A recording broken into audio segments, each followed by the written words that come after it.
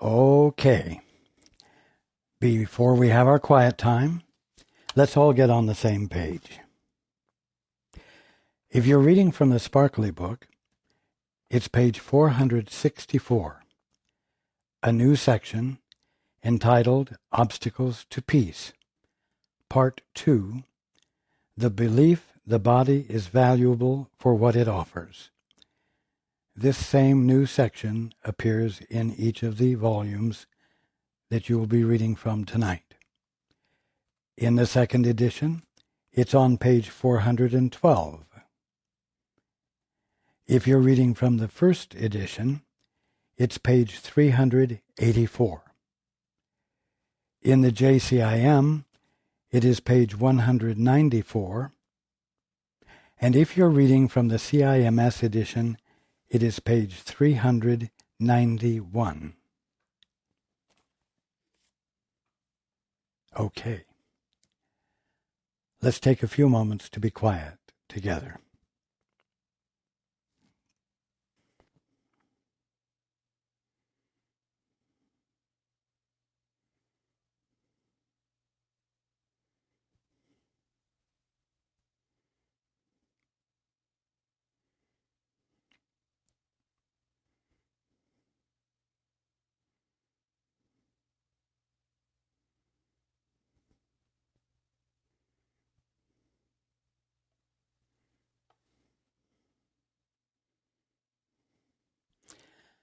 Good evening, and welcome to everyone who's joining us on the internet.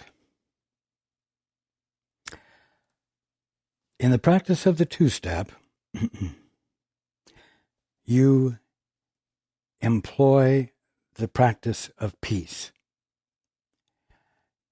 You choose for the silence in you, that altar in you, which is not occupied by the busyness of your personal private thoughts. And in that silence within, not giving preference to your attention to things without, you ask to know the truth. You ask to have the Father's perspective, which I have been telling you has been placed in you from the beginning and has never left.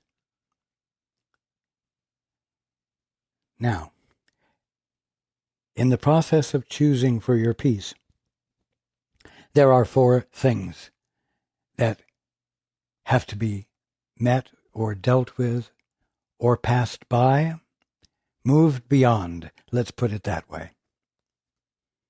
These are the desire to get rid of the peace, which we've already discussed, and, as we're going to talk about tonight, the belief that the body is valuable for what it offers.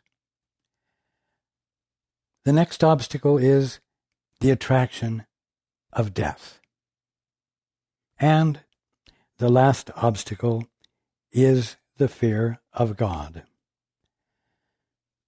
If you sit quietly contemplating these 4 items, you'll find that each one is, shall I say, progressively more difficult to cope with, or progressively presents a more difficult obstacle to get past. Fear of God is the last. Now,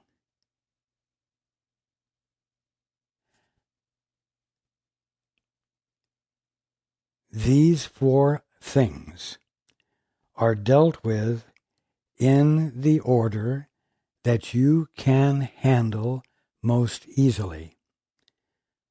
Choosing for your peace in the holy instant is the easiest. It's easier than actually abandoning the fear of God, or the fear of what God's presence would do to you, considering who you think you are presently, which is a mortal, a sinner, a flawed presence that must improve itself, but as long as it hasn't, there is still the penalty for the flaws that God will surely meet you with.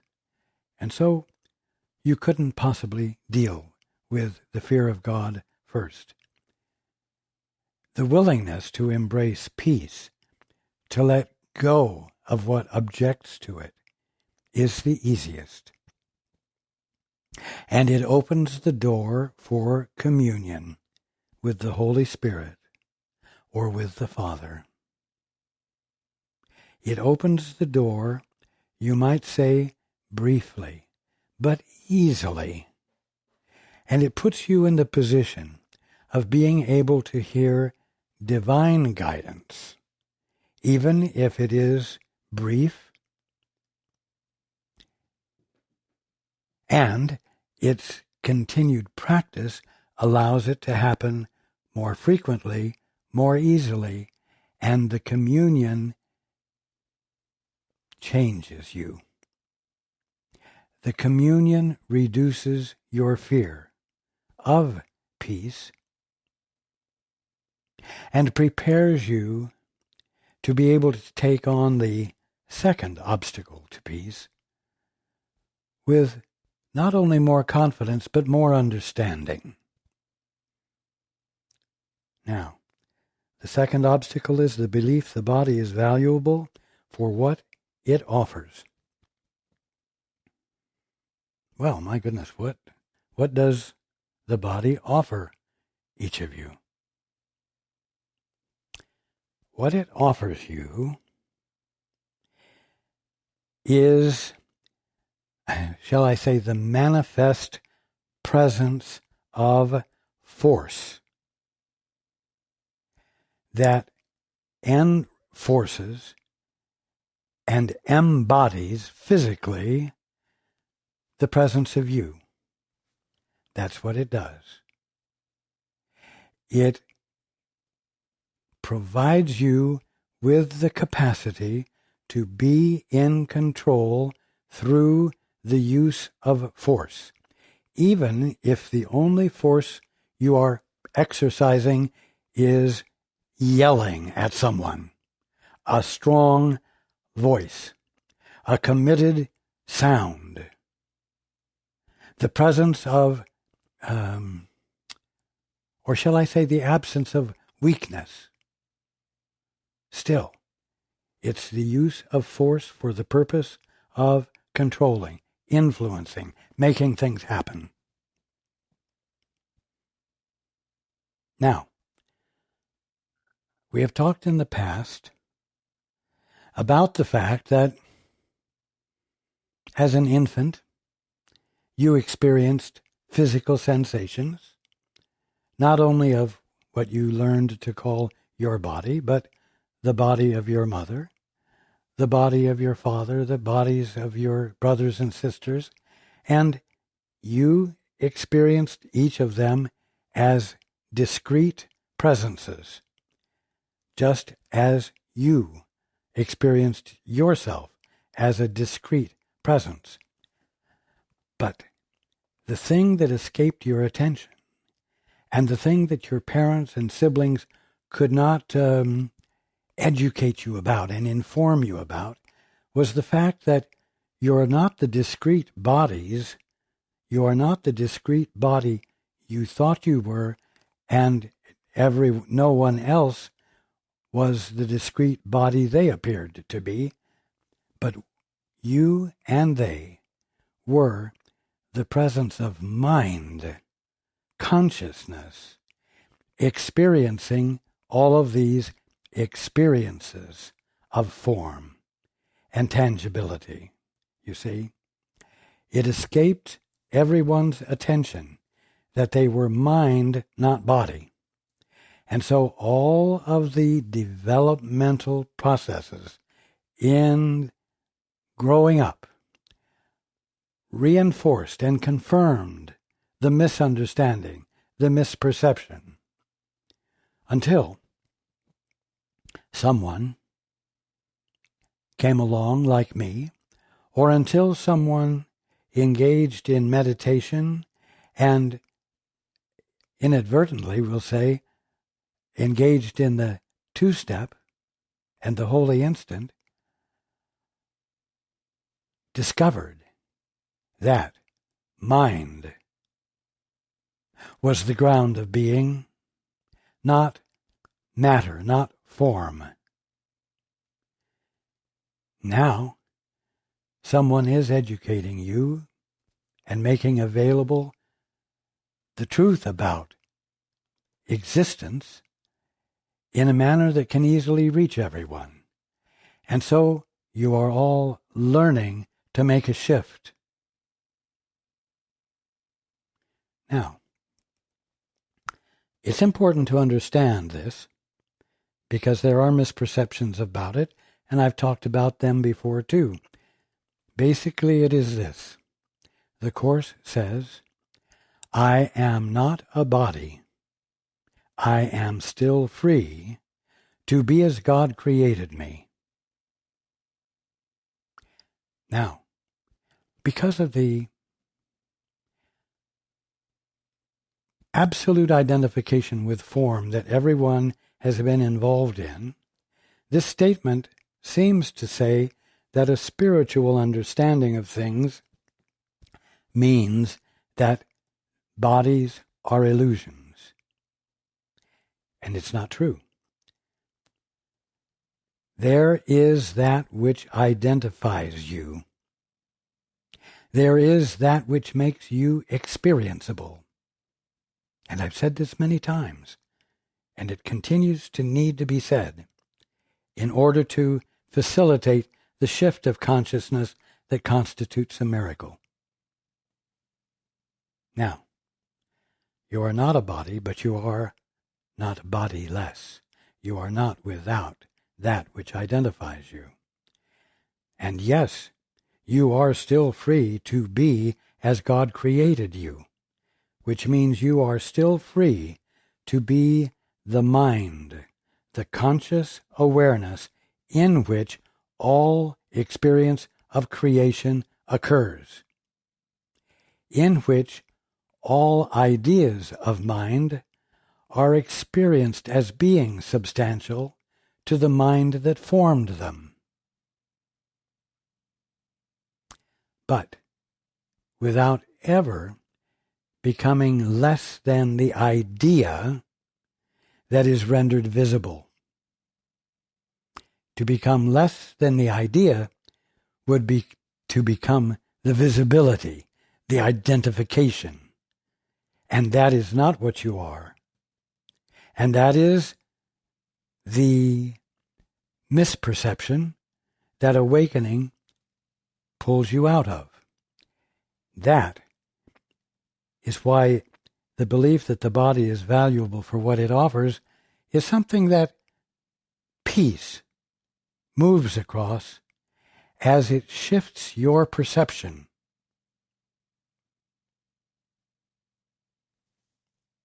Now,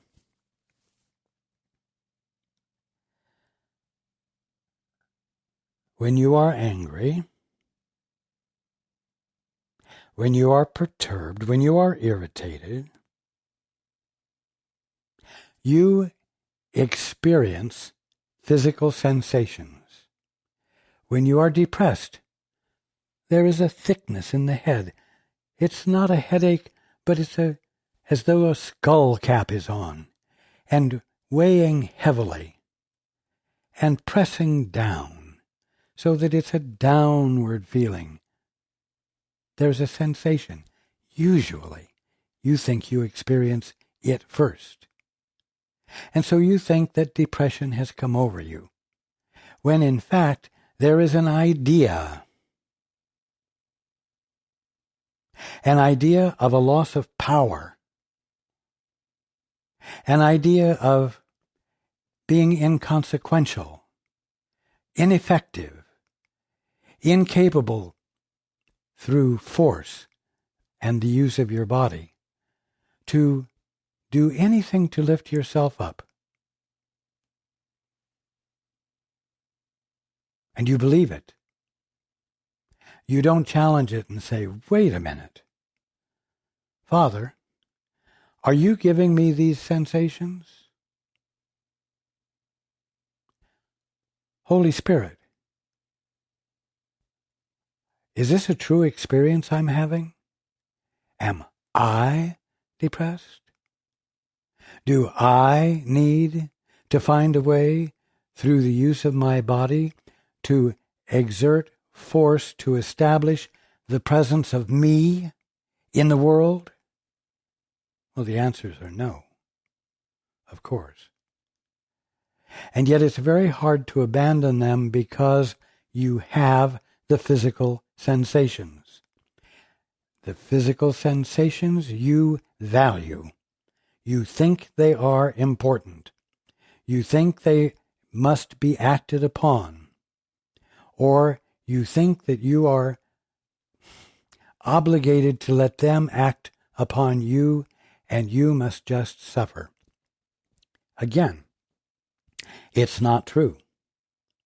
And it does arise out of the fact that you feel that the body has essential value to you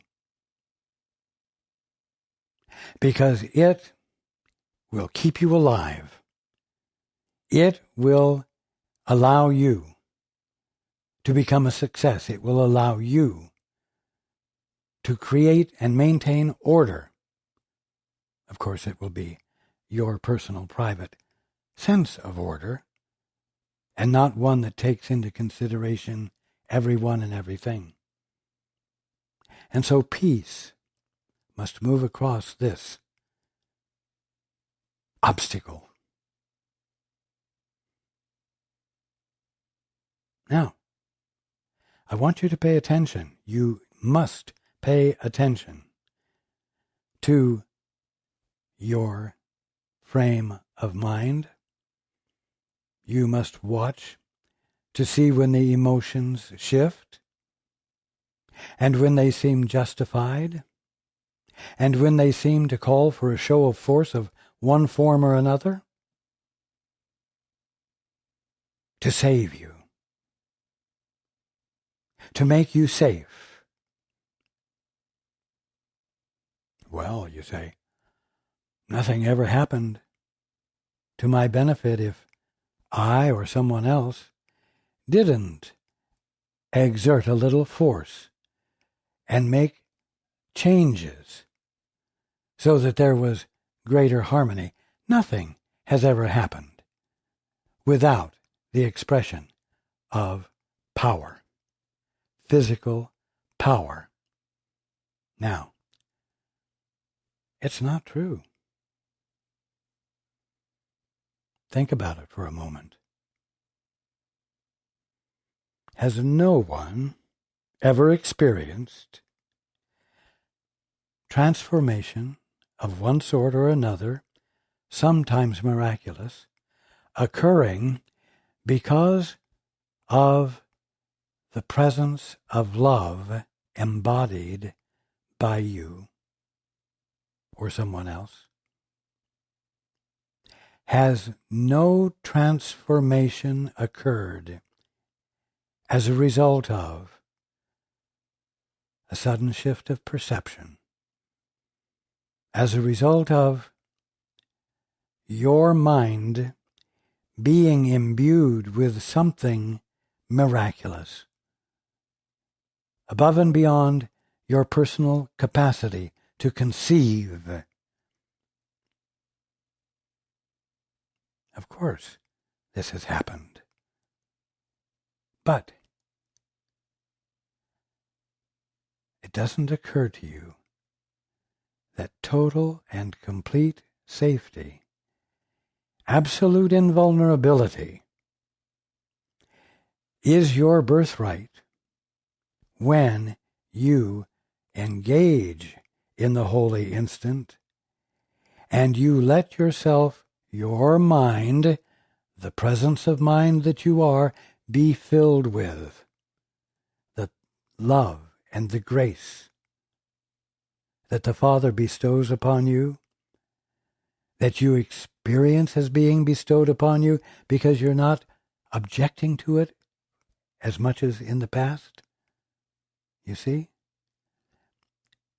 Your birthright, your wholeness, lies in the complete absence of the use of body as a means of reinforcing a sense of the presence of you in the world that not only changes the world, but that others recognize, we'll say, as a force to be reckoned with.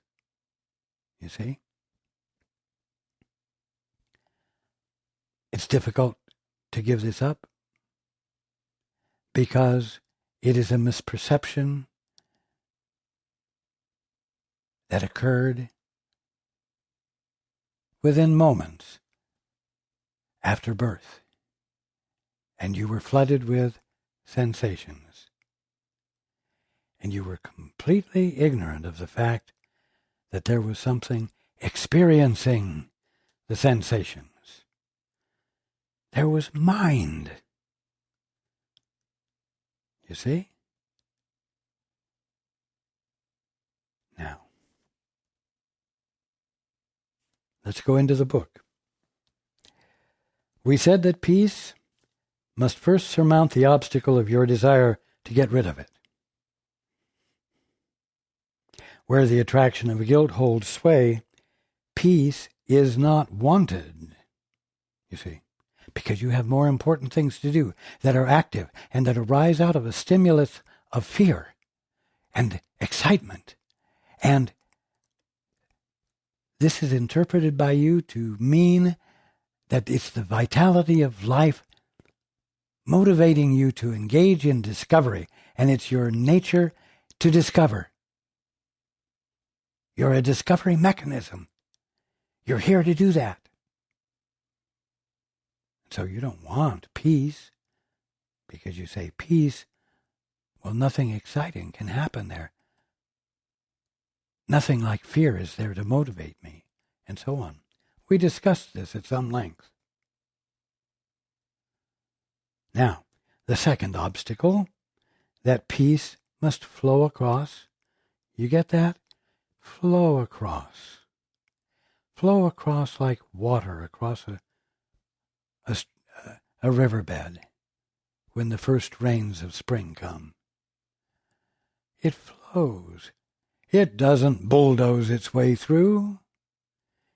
It lets itself through. It flows. No active force required. The second obstacle that peace must flow across, and closely related to the first, is the belief that the body is valuable for what it offers, and we've just discussed what it offers. The presence of force, the presence of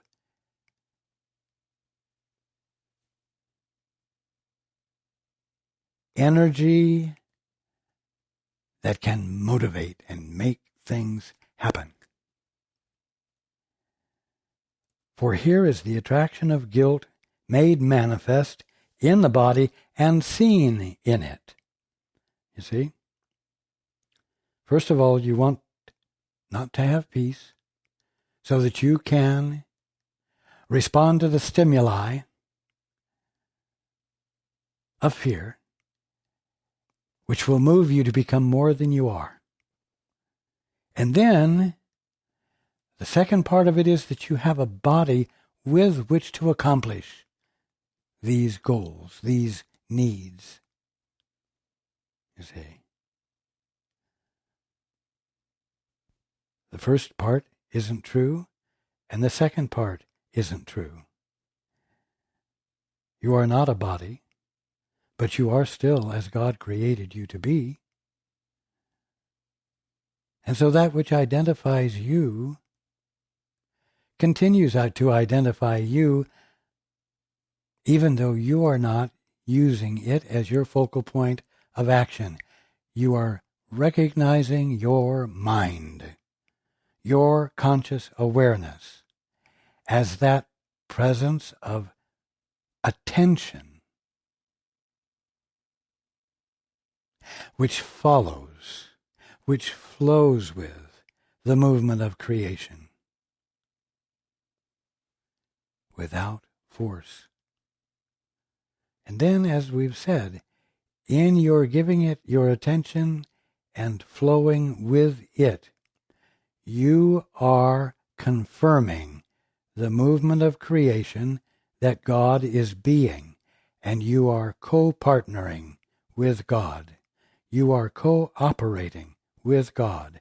You are confirming the movement of creation by virtue of your attention.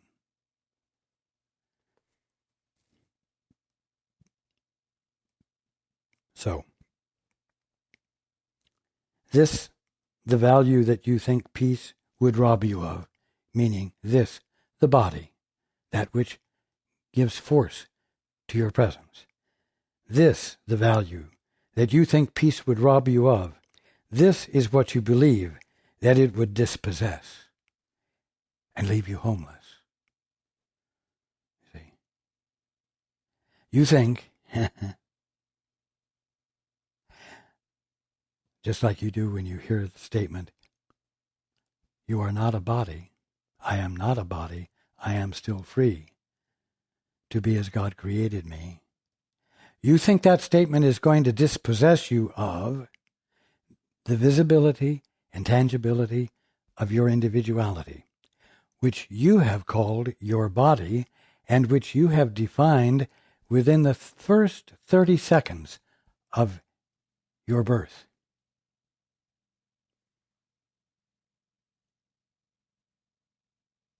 This is what you believe that it would dispossess and leave you homeless, and it is this for which you would deny a home to peace. You see, now you might experience peace and the holy instant and the guidance and inspiration that naturally accompanies it, but you can't seem to hold on to the experience, and so it passes and you have to renew it. And so you practice the holy instant frequently. And each time you practice it, it becomes easier. And each time you practice it, the duration of the peace increases. But then life interferes and calls for you to use your body as the force that identifies your presence in a way that allows for control to occur, you see. And you lost the peace. And so you have to do it again. You have to engage in the holy instant again.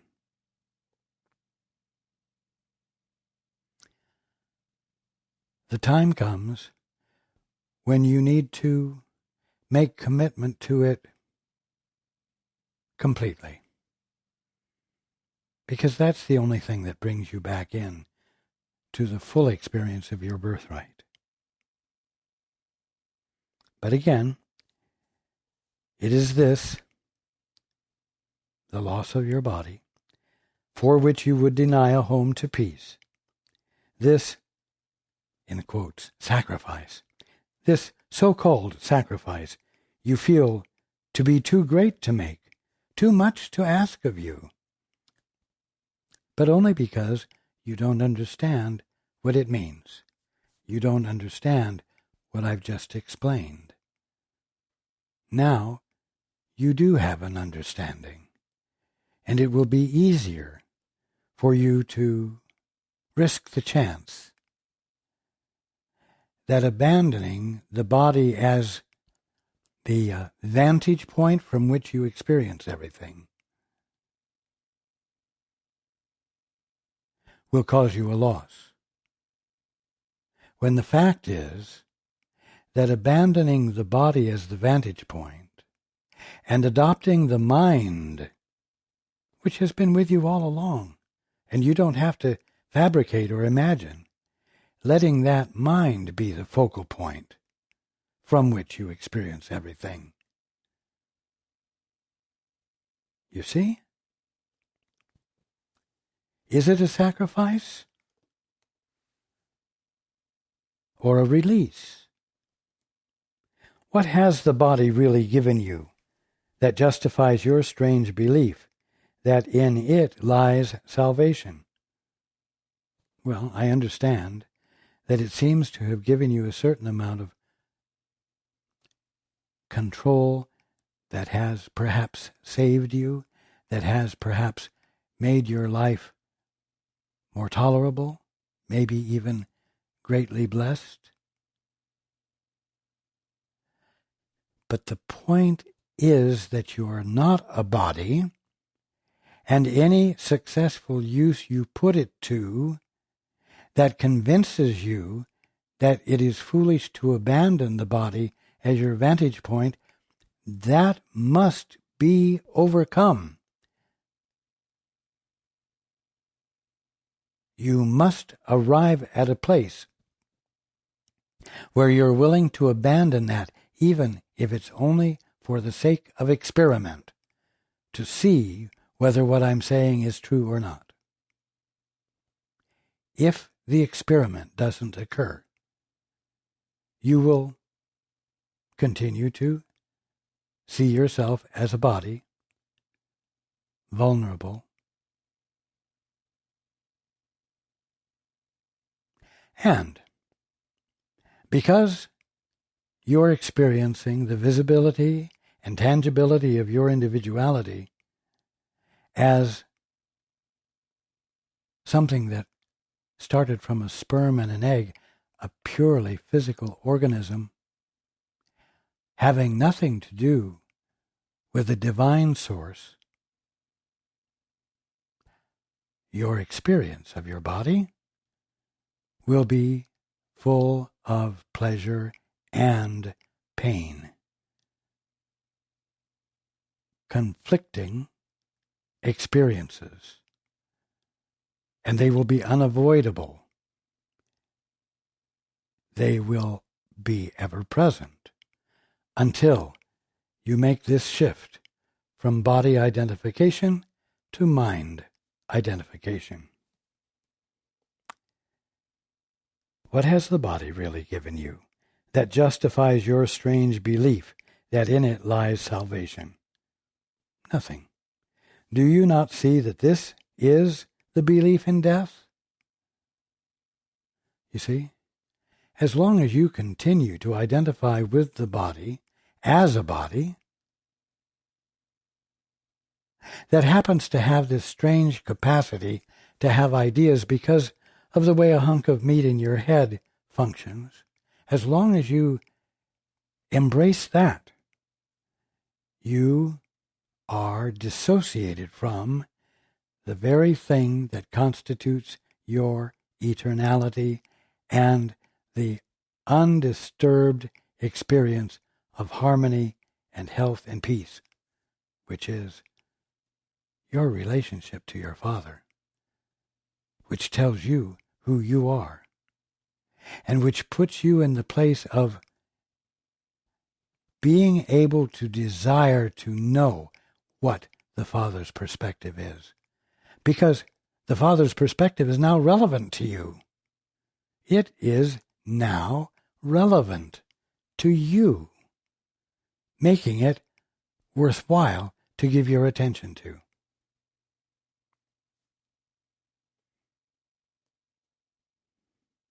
The belief that the body has given you something? Well, here is the focus of the perception of atonement as murder, which we talked about.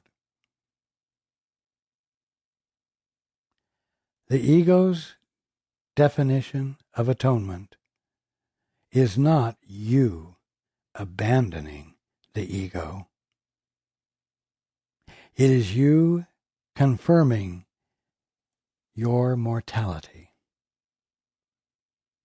You see? Here is the source of the idea that love is fear. The Holy Spirit's messengers are sent far beyond the body, calling the mind to join in holy communion and be at peace. Calling what? The mind.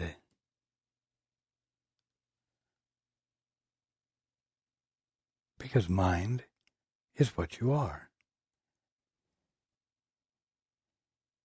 And calling the mind that you are to join in Holy Communion and be at peace is to return your attention to its native place and to your holy function.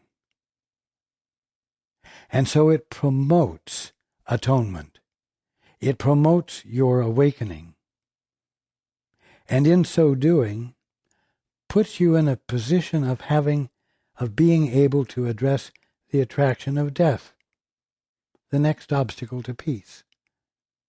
And to do it without fear, and to do it with a greater clarity that death is just a misperception, and abandoning the attraction to it constitutes release from illusion, not the loss of anything. This is important. The Holy Spirit's messengers are sent far beyond the body. You see? Far beyond the body as you're perceiving it. This little discrete shape that for most is not any taller than 6 feet. Little. Inconsequential in the face of the immensity of space. You send things from your discrete shape to someone else's discrete shape.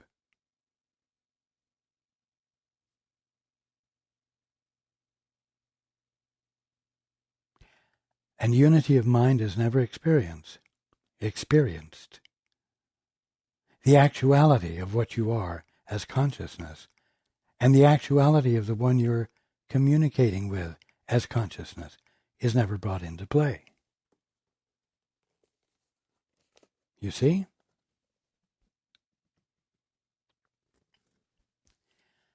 Now,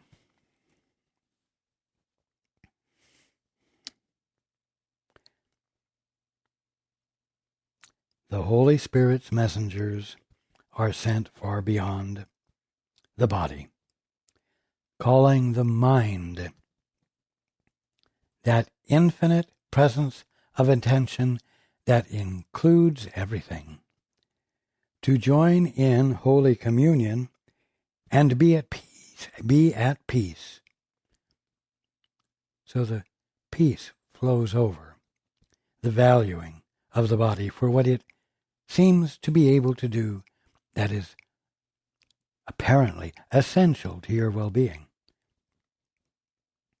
Such is the message that I gave them for you.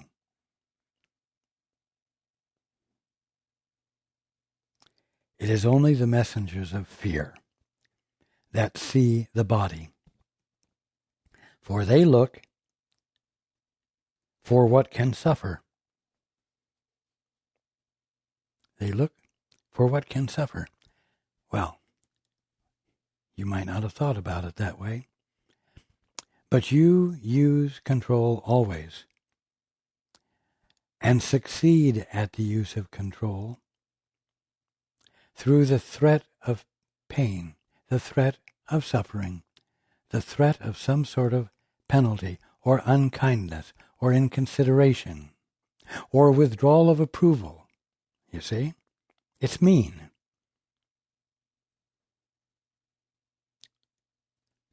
Because you know from your experience that those things make you hurt, either physically or mentally or emotionally.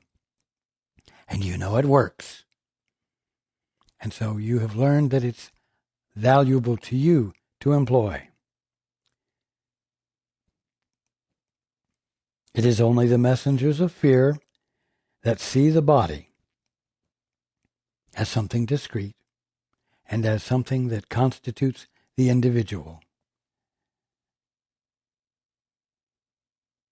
For they look for what can suffer.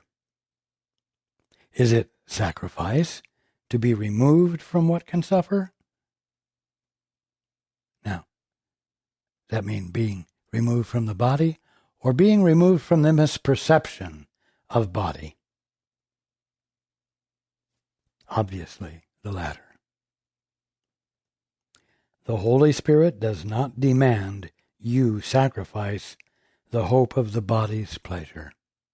Remember, I said that in this misidentification or misunderstanding, your body enjoys pleasure or pain. We've talked about pain. Now here, the Holy Spirit does not demand you sacrifice the hope of the body's pleasure. It has no hope of pleasure. That which doesn't exist the way you're perceiving it can't have any effect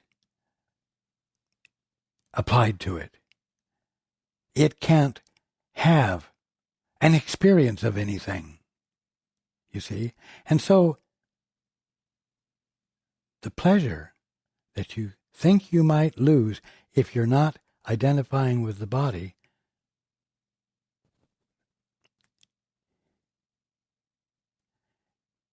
is an impossible circumstance. It never was there as an experience of pleasure in the first place. And the illusion of pain or pleasure in the identification with the body is what will disappear as you shift to identification with the mind that is aware of body and trees and tables and all form. But neither can it bring you fear of pain. Pain is the only, quote, sacrifice, unquote, the Holy Spirit asks, and this He would remove. Now, it is always removed when you abandon your insistence upon coping with problems through the use of your body.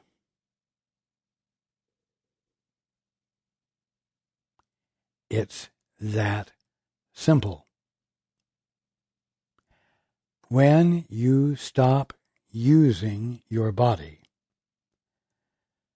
to provide the force to make things happen, and you enter into the holy instant to join with the Holy Spirit, which is the Father's perspective and is nothing more than your right mind, you will find pain and false pleasure disappearing, and the threat of their being taken away will disappear, and the threat of their effects will disappear, because now you are functioning in the arena where God's laws prevail. You see? But it only happens in the release of the body as a tool for accomplishing godless acts. And when I say godless acts, I mean acts in which God was not brought into the picture, and with whom you are not engaging in actions. You see? Peace is extended from you only to the eternal, and it reaches out from the eternal in you. In your abandonment of the concept of yourself as a body, as a mortal, as an organism in a physical universe,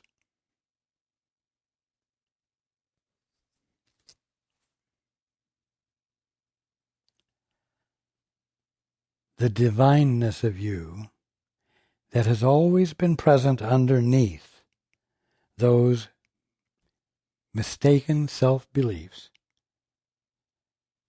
become illuminated to you. And in their illumination from the holiness of you, from the eternal in you, they are shared. That's the blessing of the holy instant. That's the function of the holy instant. It reunites that which was always one as the conscious experience of all, from which nothing is withheld. And your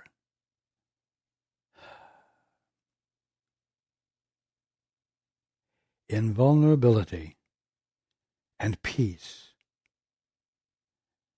and joy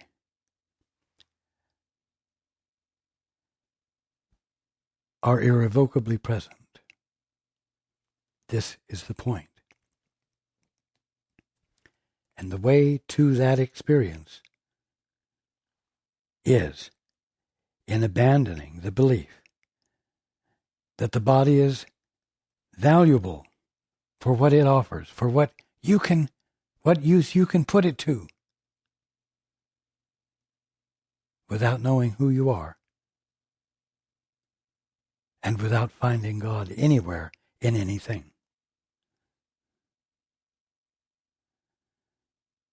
Peace is extended from you only to the eternal, and it reaches out from the eternal in you. It flows across all else. The second obstacle is no more solid than the first, for you will neither to get rid of peace nor limit it. You don't will for either one of those. What are these obstacles which you would interpose between peace and its going forth, but barriers you place between your will and its accomplishment, meaning the accomplishment of your will? You see?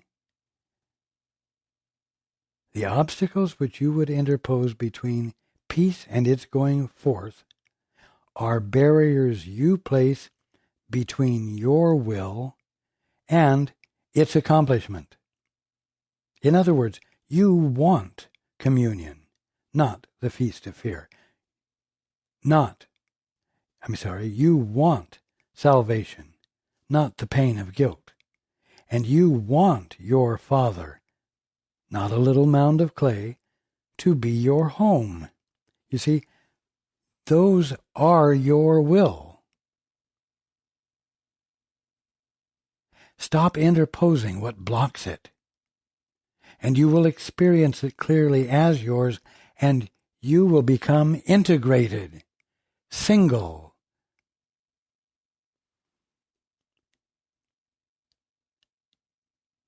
In your holy relationship with your brother or sister is your Father's Son, is your Father's offspring, the Holy One that the one you're in holy relationship is. He has not lost communion with him, meaning God, nor with himself. When you agreed to join each other in a holy relationship, I'm adding, you acknowledged this is so. This has no cost, but it has release from cost. Wow. You have paid very dearly for your illusions, and nothing you have paid for brought you peace, you see.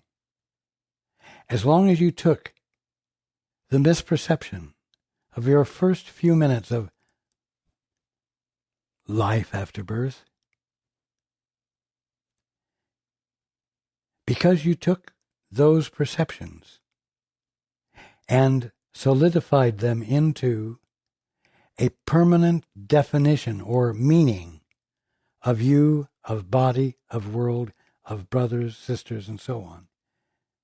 Because of that, you have not had the opportunity to shift from body identification to mind identification, and you have paid very dearly for your illusions, and nothing you have paid for brought you peace, because you're still stuck in a misidentification of you, and it's coloring every part of your holy experience, causing it to seem to be unholy. Are you not glad that heaven cannot be sacrificed, and sacrifice cannot be asked of you? There is no obstacle which you can place before our union, yours and mine. For in your holy relationship, I am there already. You see? You don't have to seek for me, because I was with you before you took your first few breaths and suddenly thought you were a discrete form in a delivery room. I was with you, and you were who you divinely are then, and you still are, but you're only now coming back into the realization of what that means, you holy son or daughter of God. We will surmount all obstacles together, for we stand within the gates and not outside. In other words, we stand within the conscious experience of being, the state of attention.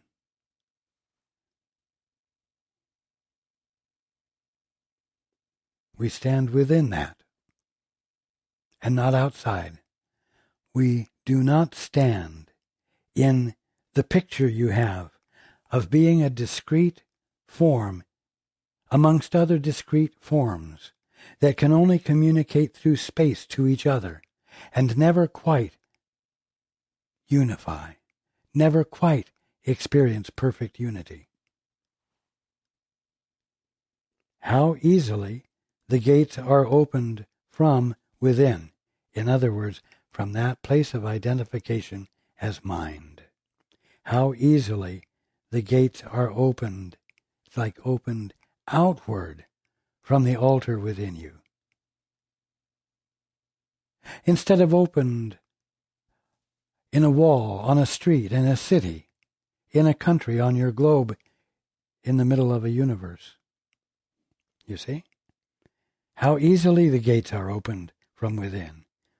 This is what you need to understand, so that there's a willingness to embrace the experiment of identifying as mind. Because you will find that the gates open easily from within, to let peace through. And another way of saying it might be to let peace out, to bless the tired world. Can it be difficult for us to walk past barriers together when you have joined the limitless? No. Now, dare to experiment with this so that we can have the experience together. And you can become freed from the belief that the only way to solve problems is to give vent to distress, anger, frustration, hate through the use of the body to give yourself more presence that can provide greater and greater control through force in your world.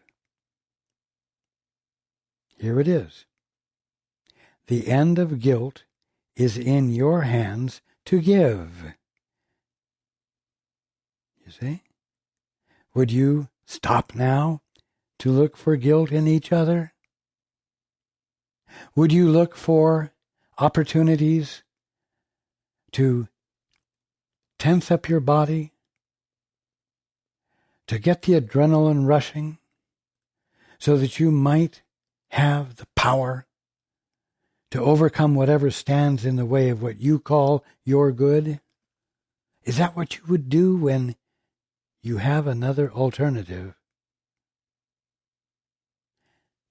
that arises out of the awareness that the body is not valuable for what it offers, but the love in you, the truth in you, the principle in you, the life in you?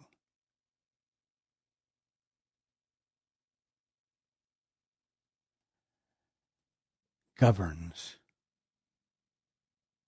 inspires, illumines, and is the movement that is called creation.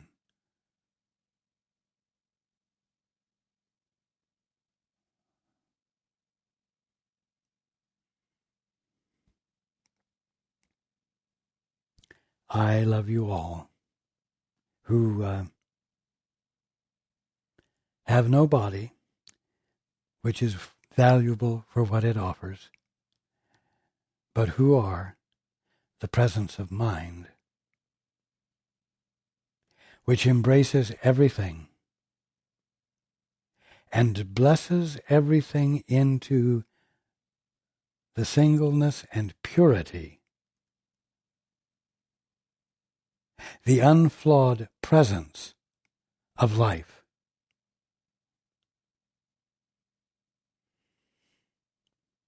And I look forward to being with you next time.